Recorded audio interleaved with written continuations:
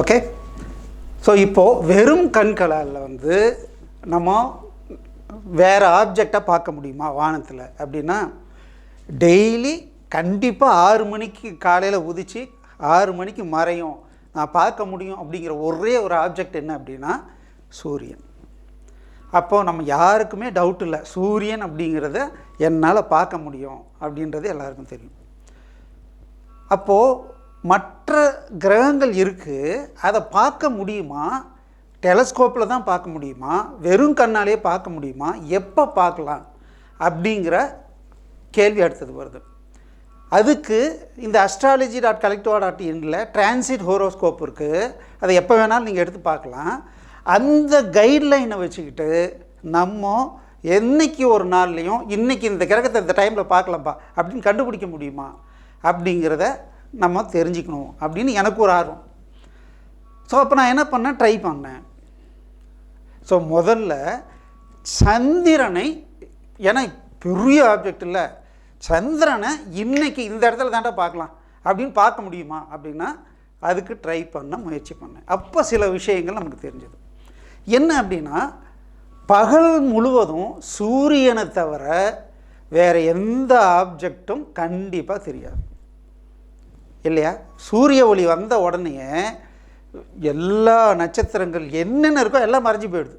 அப்போ காலையில் 6 மணியிலிருந்து சாயந்தரம் 6 மணி வரைக்கும் சூரியனை தவிர மற்ற கிரகங்கள் கண்ணுக்கு தெரியறதுக்கு உண்டான வாய்ப்பு ரொம்ப ரொம்ப ரொம்ப ரொம்ப கம்மி. அப்போது காலையில் 6 மணியிலிருந்து சாயந்தரம் 6 மணி வரை அப்படிங்கிறது இந்த கட்டத்தில் வச்சு எப்படி தெரிஞ்சிக்க முடியும்? சூரியன் எங்கே இருக்கோ ஒவ்வொரு நாளும் லக்னம் எங்கே ஆரம்பிக்கும், சூரியன் இருக்கிற கட்டத்தில் தான் ஆரம்பிக்கும்னு பார்த்தோம். அப்போ அந்த கட்டத்தில் இருந்து சரியாக 6 கட்டம் 12 மணி நேரம் இல்லையா? அப்போ சூரியன் இங்கே இருக்குது அப்படின்னா 6 கட்டம் 1 2 3 4 5 6 இது பகல். இது என்னது? பகலை குறிக்குது. இதுக்கு ஆப்போசிட் 6 கட்டமும் இரவை குறிக்குது. ஓகே. அப்போ பகல் நேரத்தில் வேறு கிரகங்களை பார்க்கவே முடியாது, ஃபஸ்ட்டு பாயிண்ட். அப்போ இரவு நேரத்தில் பார்க்கலாம். எப்போது? சாயந்தரம் 6 மணியிலிருந்து காலையில் 6 மணிக்குள்ளார தான் மற்ற கிரகங்களை, அது நிலாவாக இருந்தாலும் சரி, புதனாக இருந்தாலும் சரி, சுக்கிரனாக இருந்தாலும் சரி, குருவாக இருந்தாலும் சரி, சனியாக இருந்தாலும் சரி, செவ்வாயாக இருந்தாலும் சரி, கண்டிப்பாக பார்க்க முடியும். சரிங்களா? எல்லா நாளும் பார்க்க முடியுமானா தெரியாது. ஏன்னா சூரியனோடு சேர்ந்து ட்ராவல் ஆகுது அப்படின்னா நமக்கு தெரியாது. மற்ற நாட்களில் கண்டிப்பாக தெரியும். சரி, முதல்ல சந்திரனை எப்படி பார்க்கலாம், அதுக்கு ஒரு கைட்லைன் வேணும்ல. அப்போது இப்போ இந்த ஒரு கட்டத்தை எடுத்துக்கலாம். 4 கட்டம் இருக்குது, 1 2 3 4. ஓகே. இப்போது நான் இங்கே ஸ்டார்ட் ஆகுது. ஸ்டார்ட் ஆகும்போது சூரியன் சந்திரன் ரெண்டுமே ஒரே இடத்துல இருக்குதுன்னா என்ன அர்த்தம்னா, காலையில் சூரியன் எப்போ உதயமாகுதோ அப்போவே சந்திரனும் உதயமாகுது. நான் ஏற்கனவே சொன்னேன் இல்லைங்களா, சந்திரன் உதயமாகும்போது பின்னால் ஒரு நட்சத்திர கூட்டம் இருந்தது, அந்த நட்சத்திர கூட்டமும் உதயமாச்சு, ரெண்டுமே சேர்ந்து தான் ட்ராவல் ஆச்சுன்னு சொன்னேன் இல்லைங்களா. நம்மளை பொறுத்த வரைக்கும் ஒன்ஸ் ஒரு ஆப்ஜெக்ட் உருவானுச்சுன்னா அது அப்படியே தான் டோட்டலாக ட்ராவல் ஆகும். அப்போ சூரியனோடு சேர்ந்து சந்திரன் இருக்கிற மாதிரி கட்டத்தில் இருக்குதுன்னா ரெண்டும் ஒரே பொசிஷனில் இருக்குது. அப்போ ட்ராவல் ஆகும்போது ஒட்டுக்காக தான் ட்ராவல் ஆகும். அப்போ 12 மணி நேரமும் ரெண்டும் ஒட்டுக்காக ட்ராவல் ஆகும்போது 12 மணி நேரத்துக்கு மேலே என்ன ஆகும், இதுவும் மறைஞ்சிரும் அதுவும் மறைஞ்சிரும். அப்போது சூரியனும் சந்திரனும் ஒரே கட்டத்தில் இருந்ததுன்னா அது அமாவாசை. அன்னைக்கு நமக்கு சந்திரன் தெரியாது, ஒரே கட்டத்தில் இருக்கும்போது தெரியாது. ஒரே கட்டத்தில் இருந்தாலும் ஒரு 3 நாள் கழித்து நமக்கு தெரியும் இல்லைங்களா. அதுதான் என்னென்னு சொல்கிறோம், 3ஆம் பிறைன்னு சொல்கிறோம். சின்னதாக தெரிஞ்சு சீக்கிரம் மறைஞ்சிரும். ஏன்னா சூரியன் மறைஞ்சி கொஞ்ச நேரம் நிலா தெரியும், அதுக்கப்புறம் என்ன ஆகும், அதுவும் மறைஞ்சிடும். அதுக்கப்புறம் கொஞ்சம் கொஞ்சமாக நமக்கு தெரியும். அப்போது சூரியனும் சந்திரனும் ஒட்டுக்காக இருந்ததுன்னா நமக்கு தெரியாது, அமாவாசை அன்னைக்கு நமக்கு தெரியாது. ஏன்னா பகல் ஃபுல்லாக ட்ராவல் ஆகும். நான் இந்த இடத்துல இருந்து இந்த கட்டத்தில் வரும்போது நான் மாலை இரவு சாயந்தரம் 6 மணிலேருந்து 7 மணி 8 மணி அந்த டைமுக்கு போக ஆரம்பிக்கிறேன். அப்போது இது ரெண்டுமே காணாமல் போயிடும். 12 மணி ஒரு நேரம் தான் ஒரு கிரகம் எவ்வளோ நேரம் நம்ம கண்ணுக்கு தெரியறதுக்கு வாய்ப்பு இருக்குது, 12 மணி நேரம் தான். அது எப்போ உதயமானுச்சோ அப்போலேருந்து 12 மணி நேரம் நமக்கு தெரியறதுக்கு வாய்ப்பு இருக்குது. அந்த டைமில் சூரிய ஒளி இல்லாமல் இருக்கணும். சூரிய ஒளி இல்லைன்னா அப்போ நம்ம ஒன்று கிழக்கு திசையிலையோ இல்லை மேற்கு திசையிலையோ பார்த்தோம்னா கண்டிப்பாக அந்த ஆப்ஜெக்ட் நமக்கு தெரியும்.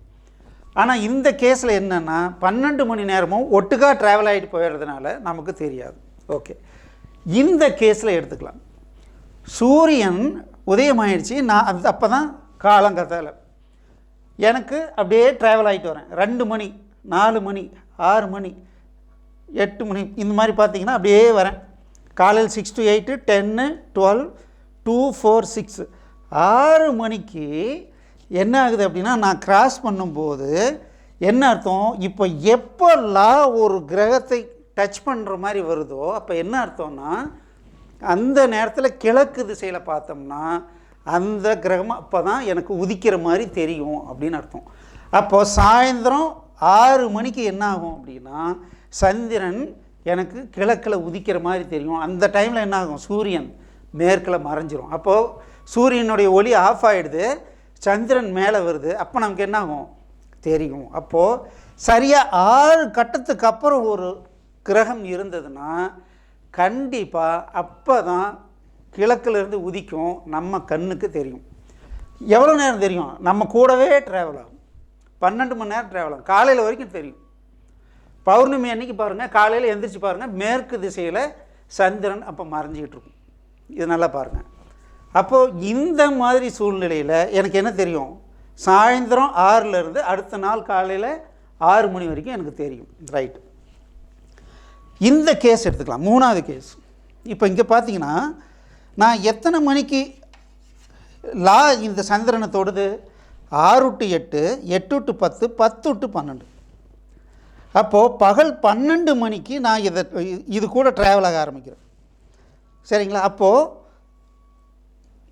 8 10 12 இங்கே 2 மணி 4 மணி 6 மணி 6 மணி ஆகும்போது சூரிய ஒளி மறையுது.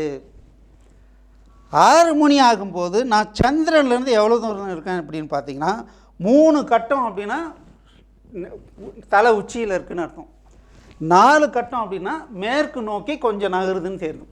அப்போது சாயந்தரம் 6 மணிக்கு நான் பார்த்தேன் அப்படின்னா சந்திரன் எப்படி தெரியும், மேற்கு திசையில் அப்படியே நடு தலைக்கு மேலே கொஞ்சம் தூரத்தில் பார்த்தீங்கன்னா சந்திரன் தெரியும்.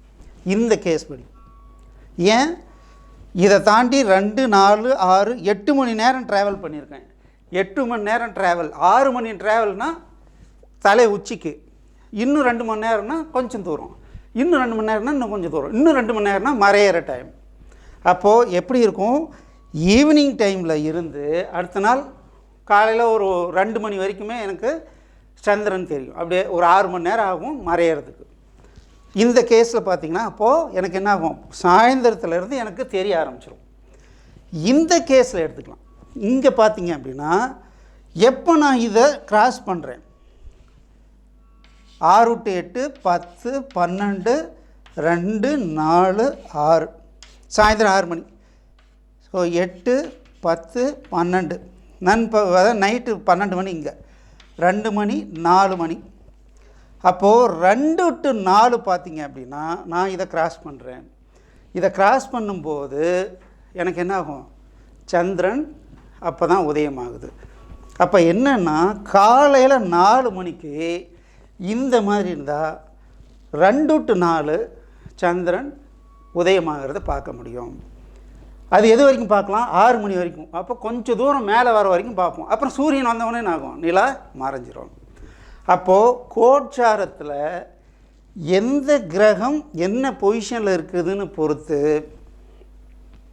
அந்த கிரகத்தை எத்தனை மணிக்கு எங்கே பார்க்கலாம் அப்படின்னு நமக்கு தெரிஞ்சிக்க முடியும். சந்திரனை நம்ம தெரிஞ்சுக்கிட்டோம் அப்படின்னம்னா இதே ஃபார்முலாவை மற்ற கிரகங்களுக்கும் நீங்கள் அப்ளை பண்ணிங்கன்னா அதுவும் அந்த டைமில் தெரியும். நிலா பெருசாக தெரியுது, மற்ற கிரகங்கள் சின்னதாக தெரியும். விடி வெள்ளின்னு சொல்லுவாங்க. காலங்கத்தால் 5 மணிக்கு எழுந்திரிச்சு பார்த்தீங்கன்னா நல்லா தெரியும்பா அப்படிம்பாங்க. அப்போது இப்போ சூரியன் இங்கே இருக்குது, சுக்கிரன் இங்கே இருக்குது அப்படின்னு வச்சுக்கோங்களேன். அப்போ என்ன ஆகும், சுக்கிரன் விடிவெள்ளியாக எனக்கு தெரியும். காலையில் 2 மணிக்கு பார்த்தீங்கன்னா 2 to 4 அப்படியே உதிச்சு அப்படியே மேலே வரும். எது வரைக்கும் தெரியும், காலையில் விடிகிற வரைக்கும் பளிர்னு தெரியும் இல்லைங்களா. அப்போது இதுதான் ஃபார்முலாங்க. இதை நீங்கள் கொஞ்சம் அப்ளை பண்ணி டெய்லி கொஞ்சம் வாட்ச் பண்ணிங்கன்னு வச்சுக்கோங்களேன். அப்போ என்ன ஆகும் அப்படின்னா, இந்த கட்டம் அப்படிங்கிறது நான் வெறும் கண்களால் எந்த டைமில் எந்த கிரகத்தை பார்க்க முடியுமா முடியாதா அப்படிங்கிறத கண்டுபிடிக்கிறதுக்கு இது ரொம்ப ரொம்ப யூஸ்ஃபுல்லாக இருக்குது அப்படின்னு தெரியுது. இன்னொரு விஷயம் என்ன தெரியுது அப்படின்னா, இந்த கட்டம் அப்படிங்கிறது ஒரு தனி மனிதன் எப்படி மற்ற ஒளி தருகின்ற கிரகங்களை வாட்ச் பண்ணுறான், அவனுக்கு ரிலேட்டிவாக என்ன பொசிஷனில் அது இருக்குது அப்படிங்கிறத ரொம்ப தெளிவாக காட்டுறது தான் இந்த கட்டம். இது ஜோதிட கட்டம், ஜாதக கட்டமாக மாறினது அது டிஃப்ரெண்ட், அது ப்ரெடிக்ஷன். பட் இது விஞ்ஞானம், ரியல் விஞ்ஞானம். நம்ம இது தெரிஞ்சதுன்னா எந்த கிரகத்தை வேணாலும் எங்கே வேணாலும் பார்க்கலாம். சார் இப்போ ஒரு சின்ன டவுட் வருது. என்ன டவுட்னா, செவ்வாய் கிரகம் குட்டியாக தெரியும், சரி, வானம் பெருசாக இருக்குது, நான் எந்த டைரெக்ஷனில் பார்க்கணும், இப்படி பார்க்கலாம், இப்படி பார்க்கலாம், இப்படி பார்க்கலாம், இப்படி பார்க்கலாம், எவ்வளோ இருக்கும், அதில் நட்சத்திரம் இருக்கும், எல்லாம் இருக்கும். செவ்வாய் கிரகத்தை நான் எப்படி சார் பார்க்கணும்? ரொம்ப ரொம்ப சிம்பிள் சார். சூரிய குடும்பம் அப்படிங்கிறது இந்த பிரபஞ்சத்தை கம்பேர் பண்ணும்போது ஒரு குட்டி டப்பா. இது நம்ம எல்லாம் அந்த குட்டி டப்பாக்குள்ளே தான் சுற்றிக்கிட்டு இருக்கோம். அதனால் சூரியன் எந்த திசையில் உதிக்குதோ அதே டைரெக்ஷனில் தான் மற்ற எல்லா கிரகங்களும் உதிக்கும். நம்ம அங்கே எல்லாம் தேவையில்லை, கரெக்டாக கிழக்கு நோக்கி பாருங்கள், கரெக்டாக அங்கே தான் தெரியும். ஏன்னா நம்ம சூரிய குடும்பம் ரொம்ப குட்டி, அது இந்த கிழக்கில் தோன்றி மேற்கில் தான் மறைஞ்சாகணும். ஏன்னா நம்ம தான் சுற்றிக்கிட்டு இருக்கோம், பூமி தான் சுற்றுது. அதனால் என்ன ஆகுது, நமக்கு ரிலேட்டிவாக எல்லாமே கிழக்கில் தோண்டி மேற்கில் தான் இந்த சூரிய குடும்பத்தில் இருக்கிறதெல்லாம் மறையும். அதனால் இதை வச்சுக்கிட்டு நீங்கள் கிரகங்களை பார்க்கலாம். அப்போ இது தெரிஞ்சிருச்சு அப்படின்னா, அப்போது இந்த கட்டம் அப்படிங்கிறது மிகப்பெரிய விஷயத்தை ஏதோ ஒரு அந்த காலத்திலே கண்டுபிடிச்சி வச்சுருக்காங்க. அப்படின்னு இந்த ராகு கேது என்ன ஒரு கேள்வி. ராகு கேதுன்னு இல்லவே இல்லையே, எதுக்காக ராகு கேது போட்டாங்க சார்? ரொம்ப சிம்பிளான ஒரு விஷயம். எப்போவாவது ஒரு முறை கிரகணம் வருது இல்லையா, சூரியனை சந்திரன் மறைக்குது, அப்போ ஃபுல் இருளாகுது. சில டைமில் பூமியினுடைய நிழல் சந்திரன் மேலே விழுவுது. இதை தான் ராகு கேது பிடிக்குது அப்படிங்கிறாங்க. அப்படின்னா என்ன அர்த்தம்னா, எந்த டைமில் கிரகணம் நடக்கும் அப்படிங்கிறத கண்டுபிடிக்கிறதுக்கு ஒரு கால்குலேஷன் வச்சுருந்துருக்காங்க. ஸோ எப்போ ராகுவும் சூரியனும் ஒட்டுக்காக இருக்கும்போது அந்த டைமில் கேது ஆப்போசிட்டில் தான் இருக்கும், அந்த டைமில் கண்டிப்பாக கிரகணம் நடக்கும். இதுதான் கால்குலேஷன். அப்போது ராகுவும் சூரியனும் கண்டிப்பாக எந்த மந்தில் சேருதோ அந்த மந்தில் பார்த்திங்கன்னா கிரகணம்னு போடுவோம். அப்போ இதை 2000 வருஷத்துக்கு முன்னாலே கண்டுபிடிச்சி ரெடி பண்ணி வச்சுருக்காங்க. எவ்வளோ தான் சார், சிம்பிள். அப்போ நிச்சயமாக இந்த ஜோதிட கட்டம் அப்படிங்கிறது ஒரு சாதாரண விஷயம் இல்லை. இதை ஒரு தொலைநோக்கு பார்வையோட மிகப்பெரிய அறிவியோட கண்டிப்பாக அதை உருவாக்கியிருக்காங்க. அப்போ இதை உருவாக்குனவங்க இதுக்கு மேலே என்ன சொல்லியிருக்காங்களோ ஏதோ அதுக்குள்ளார அறிவார்த்தமாக ஏதோ இருக்கும்ல. ஸோ அதை தான் நம்ம அடுத்த கிளாஸில் பார்க்க போகிறோம். தேங்க்யூ.